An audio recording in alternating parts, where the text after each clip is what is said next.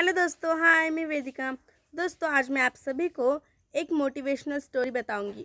इस स्टोरी में एक मूर्तिकार और उसका 10 साल का बच्चा है।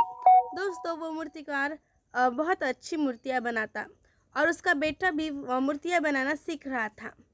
और दोस्तों जब वो उसका बेटा मूर्ति बनाना सीख रहा था तो वो मूर्तिकार हमेशा उसकी मूर्ति में कोई ना कोई गलतियां निकालते रहता और फिर उसका बेटा वो इम्प्रूव करता और उसकी मूर्तियाँ अच्छी बनती।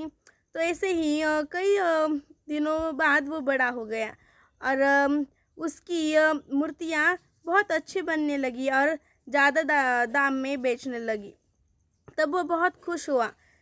पर दोस्तों तभी भी उसके पिताजी उसे बहुत सारी मिस्टेक एक ना एक तो मिस्टेक बताते ही थे। पर दोस्तों जब वो बड़ा हो गया तब उसे वो अच्छा नहीं लग रहा था और वो उसके पिता पर चिल्लाया कि अब मैं परफेक्ट हो गया हूँ और आपको ज़रूरत नहीं है बताने की। तो फिर उसके पिता ने नहीं बताया। पर दोस्तों ऐसा ही चलते रहा और कई दिनों बाद उसकी मूर्ति भेजना कम हो गई और उसको दाम भी नहीं रहे। तो वो बहुत नाराज़ हो गया। तो फिर उसने उसके पिता से पूछा कि ये क्यों हो रहा है।